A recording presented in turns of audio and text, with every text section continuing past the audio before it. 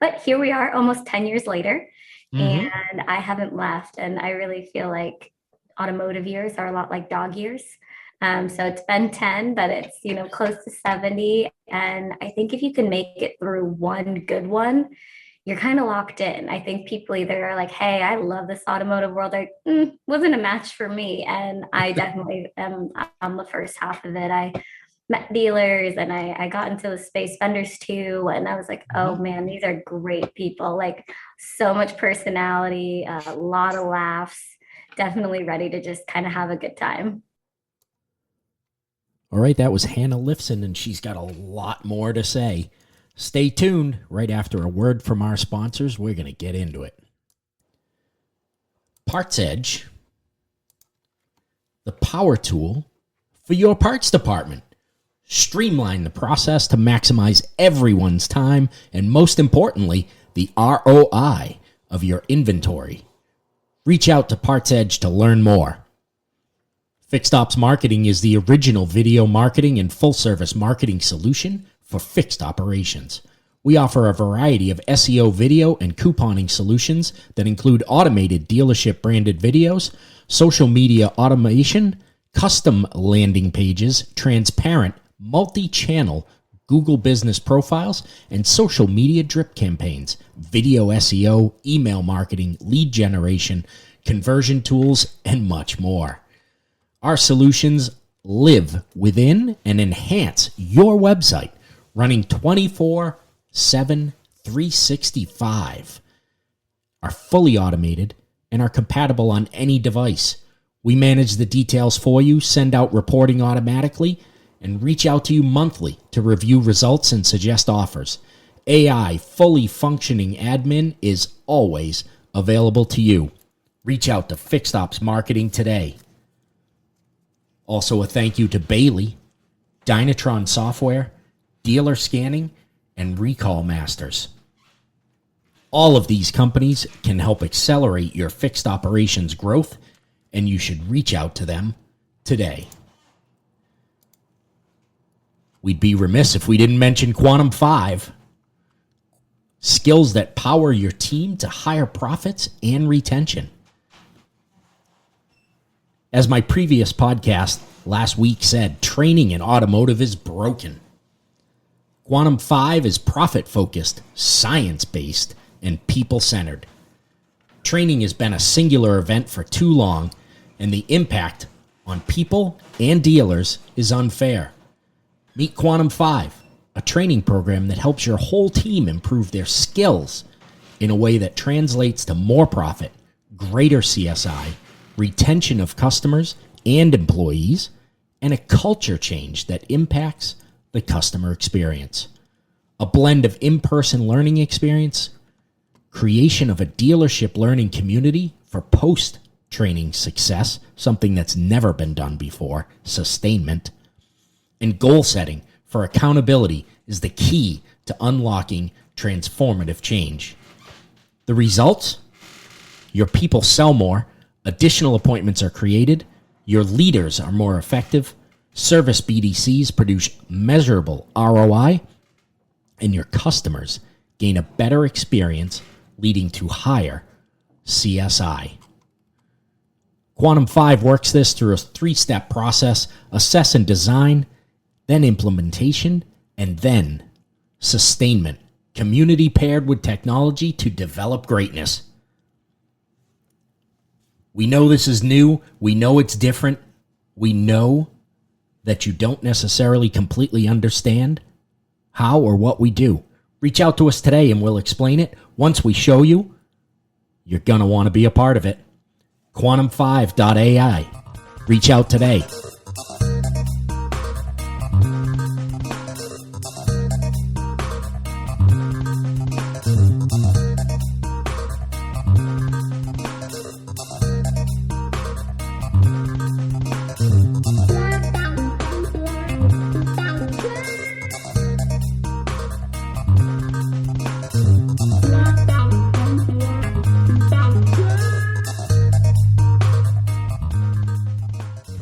Welcome back, everybody, to the Fixed Ops Mastermind podcast. We are excited to have with us today Hannah Lifson from Friendemic. Welcome to the Fixed Ops Mastermind podcast. Wow, thanks for having me. This is so exciting. It was great to see your note that you would agree to come on the show. um, an expert in your field and certainly a big presence on LinkedIn. For those who do not know you, give them a little background. Yeah, absolutely. Well, first and foremost, thank you for the invite. When I saw even just the name of the show, Fixed Ops Masterminds, I thought, wow, this is an audience I would love to be more connected with and get in front of us. A lot of my work, I love to focus on the back of the house. With that being said, that's definitely not where I started. I actually didn't even know what a service department was for like the first couple of years in my career, at least from a digital perspective. Of course, we all have to get tune-ups, oil changes. So personally, absolutely. Marketing wise, I had no idea. So with that, I kind of got my start in automotive in 2014. I had to make a transition. I just graduated college and I thought, hey, my dream job was to always be in sports marketing. I always thought that's what I would do. I was actually working for a AAA baseball team at the time and had been offered a job with the San Francisco Giants, which at the time was my dream job, or maybe even now it could still be anybody's dream job. There you go. However, I had also applied for a marketing job locally with a startup automotive company, and I got that position as well. And I had to call the Giants back and say thank you, but no thank you. And I think they honestly were stunned because they said most people don't say no. Right. And I said, you know what? I have an opportunity in front of me right now at a local startup. And I don't know how long it's going to be around, but I had taken a peek at some of the founders and their background, and I was blown away.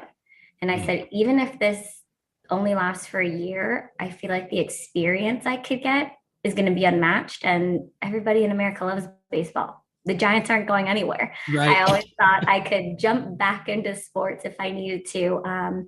But here we are almost 10 years later, and I haven't left. And I really feel like automotive years are a lot like dog years. So it's been 10, but it's, close to 70. And I think if you can make it through one good one, you're kind of locked in. I think people either are like, hey, I love this automotive world. Wasn't a match for me. And I definitely am on the first half of it. I met dealers and I got into the space vendors too. And I was like, oh man, these are great people. Like so much personality, a lot of laughs, definitely ready to just kind of have a good time. Yeah, absolutely. It is. It's a very large, small community, right? It's Right. Exactly. It's something you figure out after a little while in this business that everybody seems to know everybody else, no matter where it is in the country or the world for that matter. Somebody knows somebody that you know in the automotive industry. Completely agree. It's always funny that it's not even six seconds of separation like Kevin Bacon. It's like three in automotive. You don't even need the six people. It's two, maybe three. Absolutely. That's so true. One of the things that you just said in there that caught my ear was that, so you had an opportunity with the Giants and an opportunity with an automotive startup. And you took a look at the people involved in the startup and decided to make your choice of, I want this experience, rather than the more what would probably seem to most people the sure thing, right? Go with the Giants, like you said, they're not going anywhere. I could get in there, make a name for myself. Tell us a little more about what your thought process was there with the experience mattering, because I think that's a big deal for a lot of people. That maybe sometimes they take the sure thing, and maybe that is the path that's already beaten down. Right. And maybe the experience that you got has turned into obviously this career, and that there's a lesson there for a lot of people. Yeah, absolutely. I mean, I was young, I was fresh out of college, definitely there was strong motivation and just hunger to learn something and do something new. And as mentioned, I was working with a AAA baseball team, and I even had played softball my entire life. So I was very familiar with the sport. And then even so a little bit more on a junior level, but still AAA baseball. My team had won the World Series. I really got a taste of sort of the comings and goings of professional athletes, and I absolutely adored it.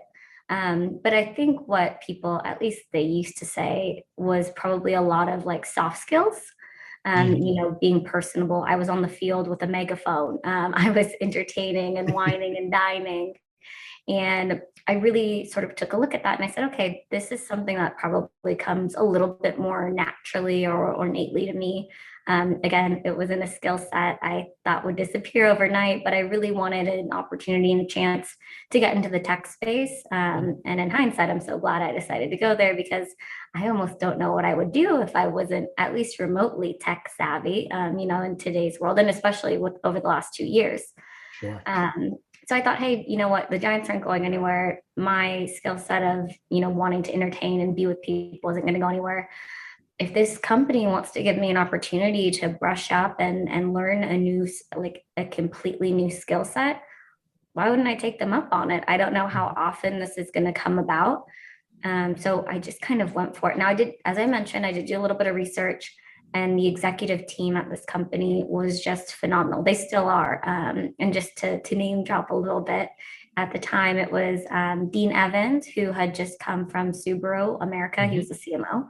It Yep. was Denise Chetty, who had just come from Google and Cars.com. It was Len Short, who had just come from AOL. It was like, oh, I think like just their resumes alone were Yeah. enough to be like, you can learn something from these people. They're all marketing geniuses in their own right. They're all Right. powerhouses. And even if you're not in the automotive space at all, you know those brands and you know those names. And these Mhm. were people at the tip top, and I was going to be reporting directly into them. And I was going to have that one-on-one time. At the time, there were only about 10 or 15 people at the company.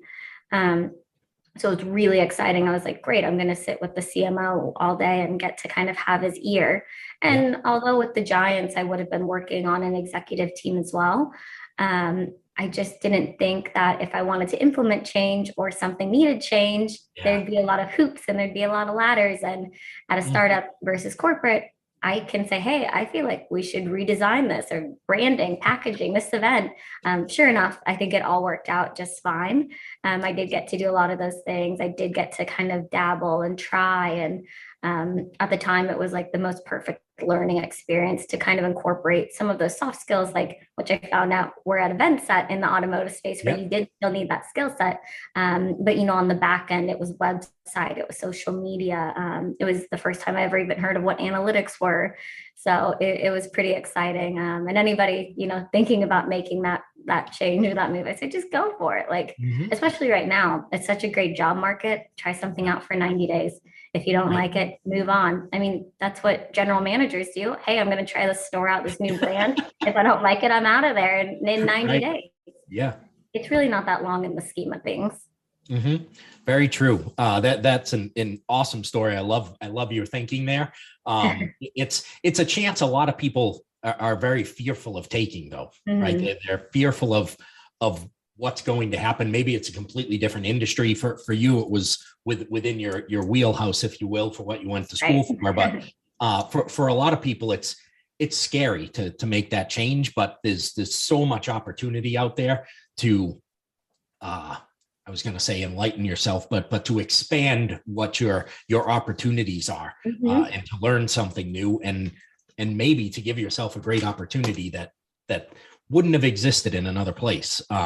You talked about knowing that in that startup environment you're going to have some more freedom than you would at the Giants. It's not unlike the transition that I went through from the dealership world to Quantum 5, which was Mhm. in startup mode when I joined it. And you went from the dealership world where your creativity was kind of frowned upon, right? It's no. We have a process for that. I don't know Right. what this crazy out of the universe thinking that you're doing is, but bring it back in here into the box. And then to move to quantum where you could actually use your creativity. It was encouraged to bring Right. out your creativity and to bring about change was really cool to go through. But certainly it's a little scary also to leave the dealership world that I was in for 30 plus years, which you just put into dog years is 200. I'm as old as Moses now. You do that. I I think you're saying, and I think what we both are meaning is where there's innovation and there's possibility for change. Yeah. It seems like that's maybe where people thrive. Hmm. And those two things go hand in hand, but you have to be willing to kind of take that jump initially. Right. Yeah. It's that scary word of change. You're Right. It's the only place there's growth, but it's also sometimes a scary thing to go into. Um, right. Another thing you mentioned on there was your skill set fell into doing events and things. hmm So you're pretty big in the event space now. What do you have coming up for events where people would be able to see you expose that skill set some more? That's a sweet way to put it. So as of right now, I'm currently at Friendemic. I don't know if I have even made that mention that I went from that jump from Lot Links to Friendemic. But semi recently, I'll be coming up on 2 years here. And of course, we just finished NADA, my first one with them in person, which Yeah, was really exciting.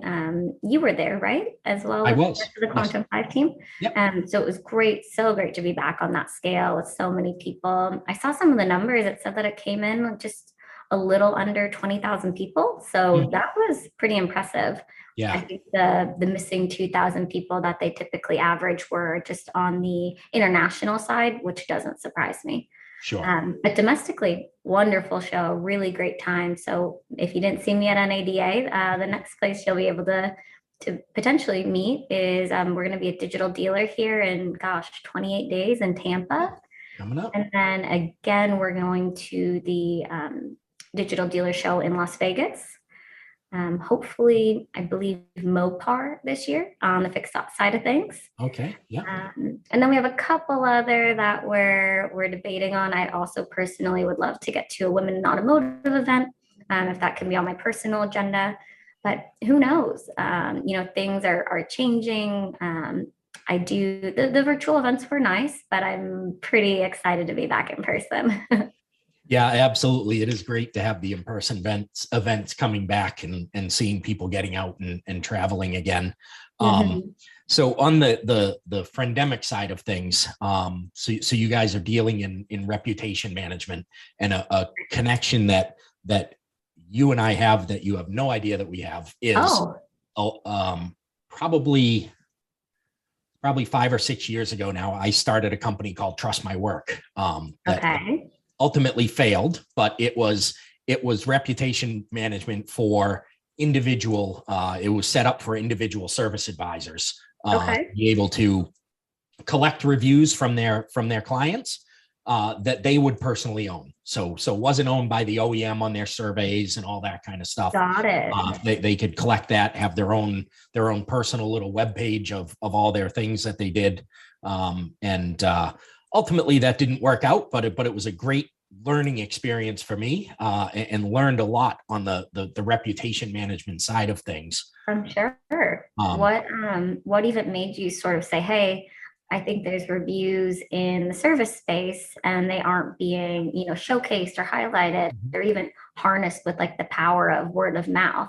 yeah, so I've been in the fixed ops side since 1987. Right, I was at the desk actively writing repair orders for 12 or 13 years of that. And one of the reasons I succeeded as an advisor was that people would come back to me, right? They would hmm come and see me. And this was long before you had the internet where people could go and find reviews for anything. But there Right. were still surveys that people filled out. They actually used to use a pen and fill them out and mail them back in. Um, but it always frustrated me that once I left a dealership, you left that book of business that you had there. I mean, yes, you could tell customers, "Hey, I'm going here" or whatever, but then you started all over again when you got to the next store. You had to customers had to learn who you were. There was no way they could verify who you were, so it was really a trial and error thing before they would trust you. And the other side of that was as I got to the management side, as you did interviews with advisors, what did I have to go on as what they told me that they could do, right? Maybe if they snuck some surveys out, some OEM surveys, which they weren't supposed to, they could show me actual CSI scores. Right. Um, but other than that, you had nothing to go on. You can't, with privacy laws, call up somebody at the other dealership, and even if they were okay with you calling their current employer or past employer and say, hey, how were they? Were they actually good with customers? Because you can't answer those questions. So this was a way for an advisor to walk in and say, here you go. You can go to my page on this website and you can see all the reviews from customers. And I had set up a whole process for if it wasn't a good review, there was a resolution process and things that would leave that all there and visible, so that you could also see that when something did go wrong, that they actually took the time to fix it, to work it out if they could. So that was really, those were my two drivers there. Was I wanted advisors to be able to show new customers how good they were. And I also wanted advisors, when they went to get another job, to be able to take something with them. They put all this work into getting surveys for the manufacturers that they can never use for anything else other than maybe a bonus at the end of the month. Other than that, it's all gone. That's interesting. It's almost like it predates Dealer Rater when you can leave like the personal reviews, but it also is almost like predating LinkedIn in a sense of like personal branding and kind of having a digital portfolio. So super interesting idea. Obviously marketable. It's sort of gone off into two different spokes there, but seems like you were right on the money. Yeah, it was just too early. So. Right. Hey, that's okay. At least you were in the arena. A lot of people probably didn't even give it a shot. Yeah, it's I have not been afraid to go out and try new things like that, whether they work out or not. There was a definite learning experience there for me. Yeah. And it definitely made it much less fearful for me to know that I could do something outside of the dealer world, right? When the time came. So it was exciting. I still have my shirts that have my logo on them that you wear at times, and people still ask about it. It's like, sorry, not around anymore, but it was fun while it lasted. Right. So the on the event side of things, so Digital Dealer is coming up.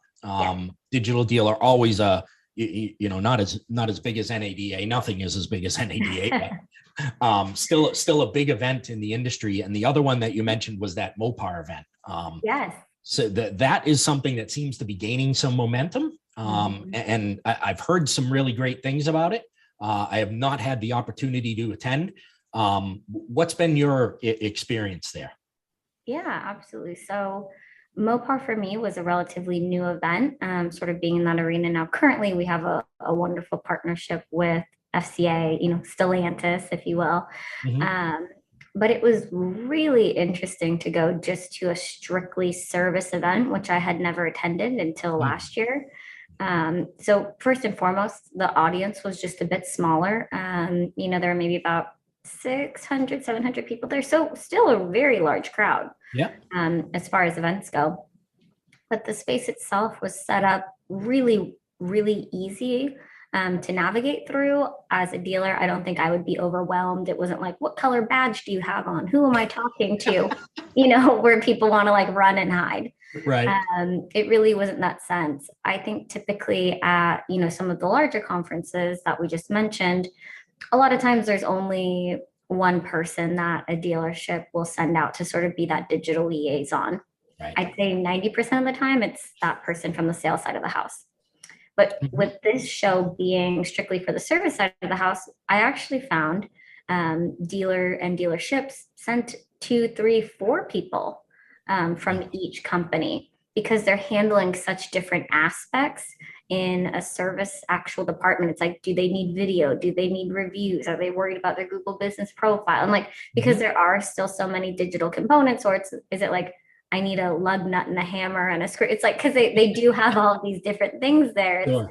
Things that are so tangible and things that are so not tangible that were intertwined at this show. Yeah. So it really made for a mix of people. So not only were you getting a variety of vendors, products, people I had never even met before, even heard of, because they're so far on the service side. Yeah. But it was also really interesting to be able to talk to a variety of people from the vendor side, a variety of people at the dealership with different perspectives. It's like, how can I help you in this, specific area or niche market? So all in all, I really had a good time. I thought it was just from producer experience. I thought it went really well. The format was great.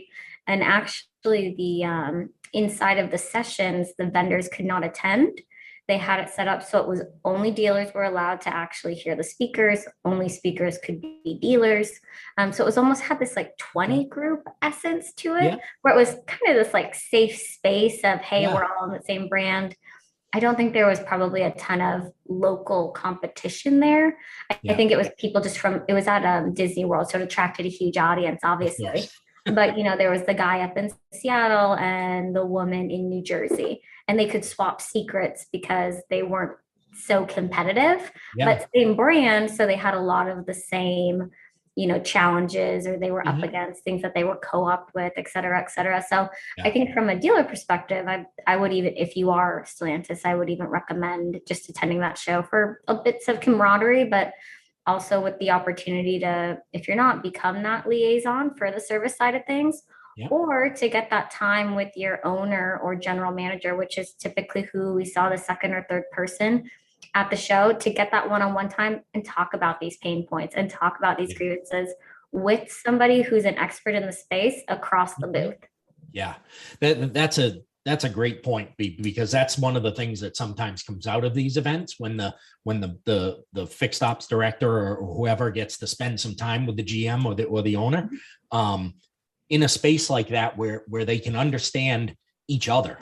Understand each other's pain points, right? So they go and they see these things being on display for a service, and maybe it makes something click for a GM, like, oh, I had no idea that was actually a problem, for you. Maybe he's heard it from his fixed ops director, but was just like, yeah, okay. Right. Yeah. Okay. That's back to what you were doing. We'll Yeah. talk about that in Q3. Right. So, and that, gives them the context that it's actually somebody has built a business around. So there must actually be a pain point that needs to be solved there. And lets them have that, opens up that line of communication that's unfortunately in dealers is very closed off between the fixed ops and the variable ops side of the houses. So on the reputation management side of things, what is it that you see dealers are missing with reputation management? Oh man. Well, I really hope, if anything, over the last 2 years, dealers have taken a look and taken reputation management more seriously, because minimally, for the last 18 months, that's kind of potentially all you had to go off of.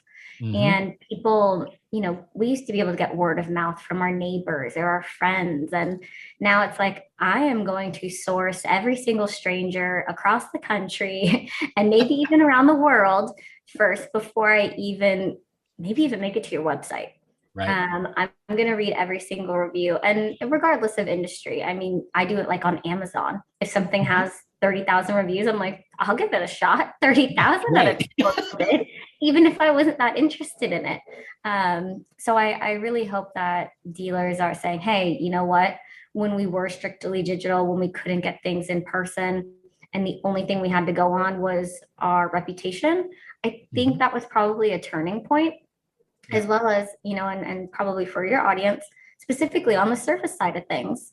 I think people started to realize, okay, well, there's a chip shortage and there's 0 cars on lot, and we have all these marketing dollars. What can we do, and what should we do with them? Right. Back of the house, there is a line out the door. You could be doing 700 ROs a month, and you could be a small store all of a sudden. But if there's 700 people still coming through, why aren't you surveying them? Why aren't you getting their feedback? Especially when, for a long time, at least last 12 months, you were kind of their lifeline. You were the one being able to put wheels on the ground, and people weren't taking public transportation. So anybody getting their car serviced was probably happy and excited that they had another mode of transportation. Mhm. So I hope dealers really took advantage of that opportunity to grow their online presence and put some importance on it.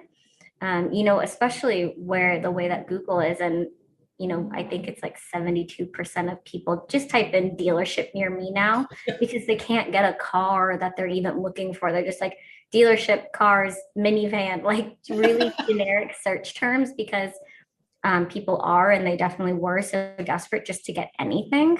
Right.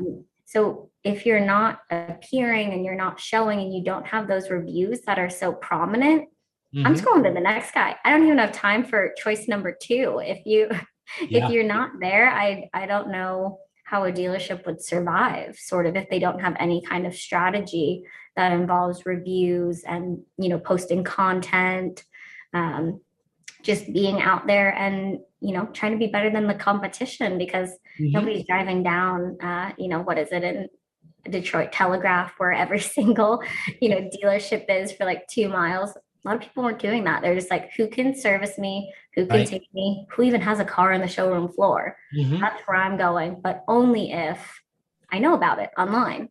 Right.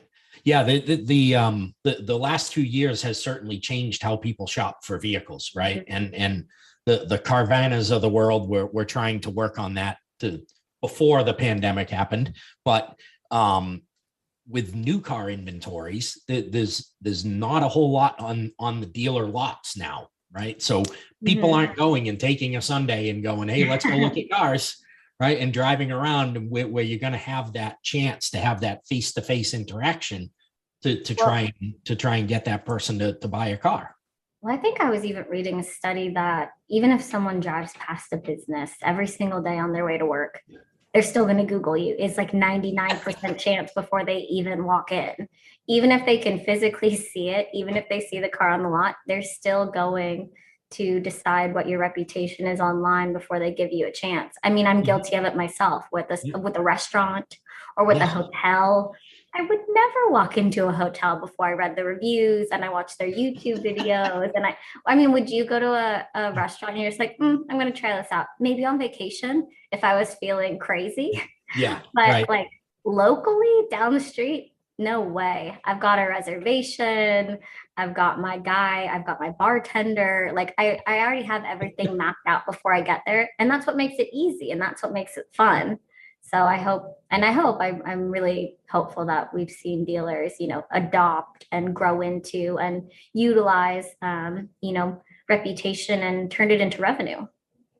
Yeah, absolutely. I use people laugh at me because I always have on my phone. I always have 20 tabs that are open in my browser because as I see something, that's how I remember to check it out. Is Mhm. I put it into my browser to search for it, and then go and check it out. Even though I probably drove by it when I saw it when I put it into my browser, I could have just stopped, but Right. but you certainly do that search beforehand. Mhm. Um, and so on that line of thinking, where people are doing that more, what are some of the best practices, or a couple of best practices that dealerships should be really thinking about in making sure that people can find those reviews? Yeah, absolutely. I mean, I think first and foremost, you have to just think about Google. I think it said 60,000 people a second are searching on Google. So your Wow. consumers there. Yeah. It's the person shopping is there. So you can't forget about Google if that's where the search journey starts. And for most people in the world, that's the golden ticket. So you Yep. need to figure out how to show up. And now it's even come so far as it's not just showing up on that cert page and being number one, but it's having your profile show up. And when Mhm. I say profile, if you just Google something, you go online on the right hand side, there could be, if it's optimized correctly, a beautiful panel that'll have all of your dealership's detail information, the name, the location, hopefully some photos. Mhm. If they have a service listing that can be nested within it, you can parse them out. All of your social media posts can be hosted there. You can even put in products that are actually the cars that you have on lot. You can link out to all your social accounts.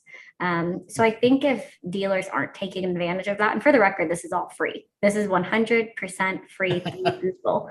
It's and the basics of it are relatively simple. Google even offers what used to be called Google My Business, of course, but now it's called Google Business Profile. But last time I checked, the course itself, just within Google, was you can get certified in Google Business. And it's free. It takes about 40 minutes, but it'll give you all of the basics. And it's really sort of giving you a checklist of things Google's recommending you do if you ever want to show up. It alerts them that you are continually actively updating the profile. You're showing that you're interested, you're taking in consumers' needs, you're responding back to questions, reviews, you're posting. So that really, I think at the end of the day, what Google is trying to say is, hey, we understand this is a digital, shopping journey, but the second we get in store and the second those feet touch the showroom, let's make it as transparent as it can be. Let's not have that gap between a digital showroom and the real showroom. So you want to have those expectations set before they even come in so they're not disappointed. You definitely want to have those photos. If you have a coffee bar, but it's been broken for 3 months, don't have a picture of the coffee bar. Like if you have a shuttle, but it's been out of service, don't have the picture of the shuttle, because those are the kinds of things that people are looking, reviewing, searching for. Sure. But if you do have those features and those amenities, like, you can take an Uber to and from if you're having your car worked on, or you have a little kids play area, that would be great for a stay-at-home mom or dad that has to just have their car done. Highlight that feature that Google wants to know about it. Consumers do too. Sure. Make sure that you're responding to questions, have your hours of operation ready. I've had it myself where I'm trying to make a reservation for like a Sunday, and they're like, oh, I had gone somewhere. I just actually walked by and I was like, they said they weren't open. So I went in and I actually said, hey, by the way, your Google Business Profile still says closed. She's like, oh, those were our COVID hours. I'm like, well, we're out. You're busy. You're open. And I didn't actually make a reservation there that day because they said they were closed online. It would never occur to me to even click onto the website. Right. I need to know right then and there. And I love on Google how you can actually, now for restaurants, you can make the reservations. Now for service, you can sometimes make appointments. But it's that click to call button. Yes. I called and it went to voicemail. I said, oh my God, this is crazy. I couldn't believe that they had a dinner or two. I haven't actually even been back since. But it would really be a shame if, a dealership still had their COVID hours up, or say there was even like an upcoming holiday. Maybe this dealership's open on Sundays typically, but they're taking off Easter. Yes. I really hope that your hours are up to date. Otherwise, you could be losing business when it's a holiday and we all have it off. But maybe they're like, great, this is a perfect day to, it's also tax season. People have a little bit of extra cash in their pockets. Yes. You want to make sure that they can come in and get their car serviced, or hopefully, buy a new car from you. And if it's not up to date, it would be really tough to get there. Yep. Yeah, that's such a great point, because you do still see things that sometimes they're wrong when you look at that, when you Google it and you see it, like if it's a local place and you're like, I know they're open at 2:00 on Sunday, but if it's a place like what you're talking about where you were trying to go somewhere and it says, oh, it's closed, then I don't remember what I was looking up something this past weekend, and that's what I did was I Googled it and I'm like, oh, they close at 2:00 and it was 3:00. I wouldn't call to verify that. Right. I'm just going to assume that it's correct. And I like what you said about that Google has the course that you could go through that's going to tell you all the things that is going to help, right? And that's probably what you want to listen to. If Google's telling you it's going to help you rank on Google, and it's probably what you should be doing.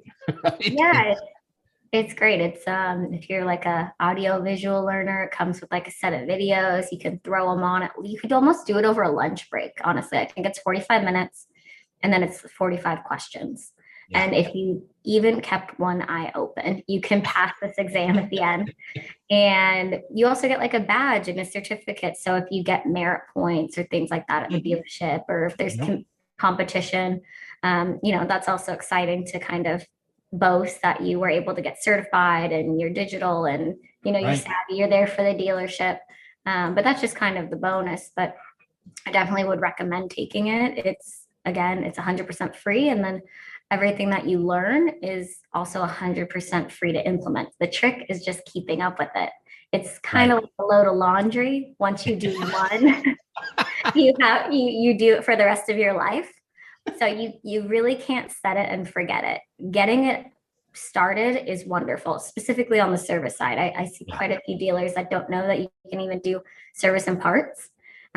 Highly, highly recommend doing both, Yeah. or all three if you need all three, but Yeah. you don't forget about it. Don't Right. put it in the background. This is how people are going to find you. This is where people are starting their search. And for the most part, this is where they're going to end their search. Yeah. So it is on the laundry analogy, it is just like doing laundry, right? You can put it into the washer, but if you just leave it there, it's going to stink. And that's and what your guess listing what? is going to be. Next week, you're going to have to do it again. Yes. So you forever, for the rest of your life, as long as you need clothes, you're going to need to get that thing started up and buy the detergent. And Right. unless you decide to get it dry cleaned every week, but you need to find a vendor who can also keep up with that if you go the dry cleaning route. So one way or another, like it has to get done. We all need clean clothes. Yes, that's right. Well, Hannah, this has been a great conversation, just some incredible information for people out there to be able to go and help themselves, and a great free resource that you just gave them that can increase, give you can't help but get ROI when it's something for free, right? So exactly. Where can people reach out to you? What's the easiest way to get a hold of you? I was just waiting for an ambulance to go by. It's the joys of living in downtown Chicago. Sorry if you can hear that in the background, but you can definitely reach me on LinkedIn. If I'm not there every day, I'm there every other day. I'm pretty accessible. So definitely connect with me. I'm always up for meeting new people. Even if you're listening to this podcast and you want to chit chat about it, feel free to shoot me a message. Happy to chat there. You can also reach me in my email, and Dave, I can send that to you if you want to just drop it into the notes. Yep, but happy to chat with anybody. Awesome. Well, thank you again for joining us. It's been a great conversation, and I know people are going to get a ton of value. Awesome. Thanks so much for having me. Thank you.